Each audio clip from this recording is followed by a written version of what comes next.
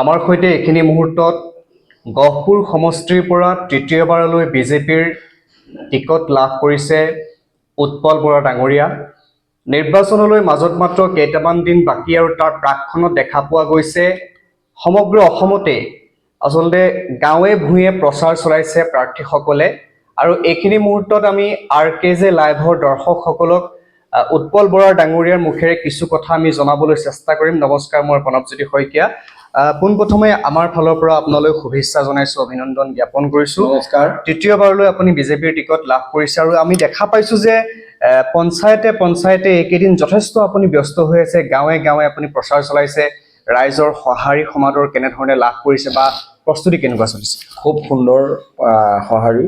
আজি সমষ্টিত আমি যিমান পঞ্চায়তত নিৰ্বাচনত আমি এইবাৰ প্ৰচাৰ চলাইছোঁ, 21খন পঞ্চায়ত ইতিমধ্যে শেষ হৈছে আৰু বিপুল সঁহাৰিৰ মাজত আমি বিশেষভাৱে এইটো ক্ষেত্ৰত লাগি আছোঁ আৰু ৰাইজৰ যিটো সমাদৰ পাইছোঁ, বিজয় নিশ্চিত হ'ব বুলি আশা কৰিছোঁ। সেইটো আপুনি ইতিমধ্যে দুটা কাৰ্যকাল গহপুৰবাসীৰ পৰা আপুনি লাভ কৰিছে। দুটা কাৰ্যকালত যথেষ্ট কাম কৰাৰ কাৰণে হয়তো আপোনাক পুনৰ তৃতীয়বাৰৰ কাৰণে টিকেট প্ৰদান কৰিছে। এই 10 বছৰ আপুনি গহপুৰবাসী ৰাইজক কি কি ক্ষেত্ৰত আপুনি আপোনাৰ ফালৰ পৰা আপুনি ৰাইজৰ কাৰণে আগবঢ়ালে বা আকৌ এবাৰ পুনৰ আপোনাক ৰাইজে নিৰ্বাচিত কৰিলে কি কি নতুন নতুন প্ৰতিশ্ৰুতি থাকিব ৰাইজৰ কাৰণে? চাওক, যোৱা 10টা বছৰত প্ৰধানমন্ত্ৰী নৰেন্দ্ৰ মোদী ডাঙৰীয়া আৰু অসমৰ জনপ্ৰিয় মুখ্যমন্ত্ৰী ডক্টৰ হিমন্ত বিশ্ব শৰ্মা ডাঙৰীয়াৰ নেতৃত্বত অসমে যি নতুন দিগন্তৰ সূচনা কৰিবলৈ গৈছে উন্নয়নৰ ক্ষেত্ৰত, তাৰ আধাৰতে ৰাইজৰ আজি যথেষ্ট মই ভাবিছোঁ সঁহাৰি আহিছে। আৰু তাৰ লগে লগে আমিও সমষ্টিটোত আন্তঃগাঁথনিৰ ক্ষেত্ৰত ৰোড ছেক্টৰ কওক, ইৰছনৰ ক্ষেত্ৰত কওক, ফ্লাড ডেমেজৰ ক্ষেত্ৰত কওক বা বিভিন্ন এডুকেশ্যন ছেক্টৰ, ক্ৰীড়াৰ ক্ষেত্ৰত কওক, সাংস্কৃতিক ক্ষেত্ৰত কওক, অসম দৰ্শন আঁচনিৰ নিচিনা প্ৰভাৱী আঁচনি আমি যি তৈয়াৰ কৰিছিলোঁ, আমাৰ চৰকাৰে তৈয়াৰ কৰিছিলে, সেইখিনিৰ কাৰণে আজি ৰাইজে আমাৰ ৰেচিপ্টেবিলিটি আমাৰ বাঢ়িছে বুলি আশা কৰিছোঁ। লগতে আহিবলগীয়া দিনবিলাকত আমি গহপুৰ সমষ্টিত আমি APSC UPSC নিচিনা এটা ফ্ৰী এডুকেশ্যন কোৰ্ছ, আমি ৰিপ্ৰেছাৰ কোৰ্ছ বা আমাৰ কোচিং চেণ্টাৰ আমি নিৰ্মাণ কৰাৰ কাৰণে আমি প্ৰয়াস কৰিম। লগতে প্ৰতিখন পঞ্চায়তত আমাৰ কমিউনিটি হল নিৰ্মাণ কৰিবৰ কাৰণে, ভাল কমিউনিটি হল নিৰ্মাণ কৰিবৰ কাৰণে চেষ্টা থাকিব। তাৰ লগে লগে সৰু সৰু যিখিনি ৰাস্তা পদূলিৰ কাম আছে সেইখিনি হ'ব। বিদ্যালয়বিলাকৰ আন্তঃগাঁথনি আৰু ভাল কৰাৰ আমি চেষ্টা কৰিম। লগে লগে স্বাস্থ্যৰ ক্ষেত্ৰত আমি 100 বেডেড হস্পিটেল পালোঁ, কিডনি ডায়েলিচিছ চেণ্টাৰ পালোঁ আৰু তাৰ পৰৱৰ্তী পৰ্যায়ত ICUটো চালু কৰিবৰ কাৰণে আমি ঠিক ঠাক কৰি আছোঁ। ইতিমধ্যে ICU কেইদিনমানৰ পিছত চলিব, ডক্টৰছ আণ্ডাৰ ট্ৰেইনিং। গতিকে মই ভাবিছোঁ বিভিন্ন ক্ষেত্ৰত ক্ৰীড়া সংস্কৃতি, আমি কনকলতা বৰুৱাৰ নামত বিশ্ববিদ্যালয় নিৰ্মাণ কৰিছোঁ, সেইখিনি পূৰ্ণাংগ ৰূপ দিয়া, আমি GNM school and nursing institution আৰু অনাগত দিনত এডুকেশ্যন ছেক্টৰত আৰু ভাল শিক্ষানুষ্ঠান আনিবৰ কাৰণে প্ৰয়াস কৰিম। Medium and small scale industry নিৰ্মাণ কৰিবৰ কাৰণে আমি প্ৰয়াস কৰিম। যিহেতু আচলতে এইবাৰ কংগ্ৰেছৰ এগৰাকী প্ৰাৰ্থী আছে, এগৰাকী নিৰ্দলীয় এগৰাকী UPPL, গতিকে ভোট বিভাজন হ'ব পাৰে নেকি বা আপুনি ভোটৰ কেলকুলেশ্যনটো আপুনি কেনেধৰণে চাইছে, যিহেতু বিভিন্ন জাতি জনগোষ্ঠীৰ লোক আছে? মই যিটো দেখিছোঁ, লায়ন শ্বেয়াৰ অফ ভোট বিজেপিত আহিব আৰু কংগ্ৰেছৰ ভোটটো স্কেটাৰ্ড হৈছে। নিৰ্দলীয় যিগৰাকী প্ৰাৰ্থী হৈছে কংগ্ৰেছৰ পৰা ফাটি গৈ উঠিছে। গতিকে তেওঁলোকে কংগ্ৰেছকেই অনিষ্ট কৰিব, আমাক অনিষ্ট কৰিব নোৱাৰে। তেওঁৰ যিটো ভোট বেংক বা তেওঁৰ যিটো প্ৰভাৱ কংগ্ৰেছী মানুহখিনিৰ লগত আছে, গতিকে মই নাভাবোঁ বিজেপি মানুহৰ মাজত প্ৰভাৱ পৰিব। দুই এটা হয়তো ইফাল সিফাল হ'ব পাৰে, কিন্তু গোটেইখিনি ভোট তালে নাযায়। গতিকে আৰু তেওঁ বৰ বিশেষ ভোটো নাপাব, অলপ ভোট পাব। নিৰ্দলীয় প্ৰাৰ্থীৰ আজি এক্সেপ্টেবিলিটি নাই গহপুৰত। আৰু ঠিক তেনেকৈ UPPL প্ৰাৰ্থীগৰাকী একদম দুৰ্বল প্ৰাৰ্থী।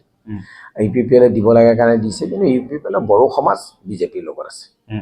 যিহেতু আপুনি ইতিমধ্যে আচলতে দুবাৰকৈ বিধায়ক হ'ল আৰু এইবাৰ তৃতীয়বাৰলৈ আপোনাক ৰাইজে জয়যুক্ত কৰিলে, বহু ৰাইজে আমাকো কৈ থাকে বা বিভিন্ন মহলত চৰ্চা হৈ আছে যে গহপুৰৰ ফালৰ পৰা বা উত্তৰ অসমৰ ফালৰ পৰা এগৰাকী মন্ত্ৰী পোৱা হ'লে ভাল আছিলে। গতিকে আপুনি এই ক্ষেত্ৰত মানে ৰাইজক কিছু ক'ব বিচাৰিব নেকি, বা দলৰ ক্ষেত্ৰতে হওক বা আৰু এজন মন্ত্ৰী হ'লে আপুনি বেছি কাম কৰিব পাৰিব? চাওক, ভাৰতীয় জনতা পাৰ্টীৰ মন্ত্ৰী আৰু বিধায়কৰ মাজত বিশেষ পাৰ্থক্য নাথাকে। আঁচনিসমূহ ইকুৱেলি শ্বেয়াৰ কৰা হয় প্ৰত্যেক সমষ্টিত। গতিকে মন্ত্ৰীজনে বেছি পাব বা এইটো এটা ক্ষমতা, মানে এটা সন্মান। মন্ত্ৰী বোলে ক্ষমতা থাকি বহুত কাম আনিব পাৰিব সেইটো নহয়।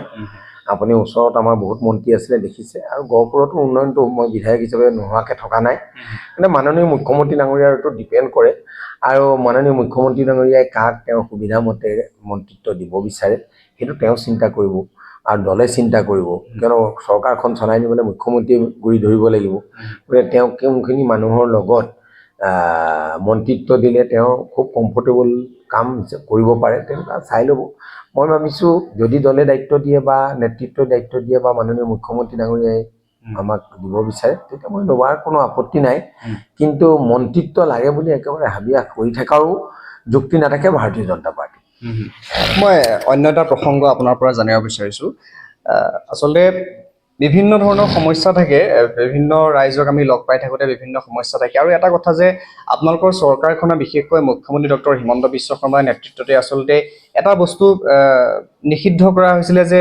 সুতখোৰৰ যিটো প্ৰভাৱ সমগ্ৰ অসমতে আৰু গহপুৰতো আমি বিভিন্ন গাঁৱে ভূঞে বিভিন্ন ৰাইজে বিভিন্ন সময়ত অৱগত কৰি থাকে যে সাধাৰণ জনতাৰ ওপৰত মাধমাৰ পৰাৰ নিচিনা এটা মানে অবৈধ এটা বেপাৰ বুলি আমি কৈছোঁ গতিকে এই ক্ষেত্ৰত মানে আপোনালোকৰ চৰকাৰখনে যিটো পদক্ষেপ গ্ৰহণ কৰিছিলে বা নিষিদ্ধ কৰিছিলে এই বিষয়টো আচলতে বহু ৰাইজে কৈ থাকে গতিকে এইটো বিষয়ত আপুনি কি ক'ব বিচাৰিব যে সুতটো বন্ধ কৰিবই লাগিব সুত খোৱাটো এইটোতো বেয়া কথা প্ৰভাৱ কেনেকৈ বেয়া ৰাইজৰ মাজত 10 টকা ইণ্টাৰেষ্টত মাহে সুত লয় সেইটোতো বৰ ডাঙৰ কথা হ'ব গতিকে 120 টকা ইণ্টাৰেষ্ট হ'ব প্ৰতি ইয়েৰত গতিকে এনেকুৱা ইণ্টাৰেষ্ট লোৱাটো ৱৰ্ল্ডত ক'তো নাই এইটো বেয়া কথা গতিকে সুতৰ ওপৰত আমি নামাতো চৰকাৰে মুখ্যমন্ত্ৰী ডাঙৰীয়াই যিটো স্থিতি লৈছে এইটো স্থিতি ভাল আৰু এনেই নিৰ্বাচনী এবাৰ নতুন কিবা আপুনি ইস্তাহাৰত কেনেধৰণে প্ৰকাশ কৰিছে ইস্তাহাৰত মই যিকেইটা কথা ক'লো সেইখিনিয়ে কিয়নো 70% কাম যোৱা 10টা বছৰত আমি গহপুৰত কৰিবৰ কাৰণে সক্ষম হৈছোঁ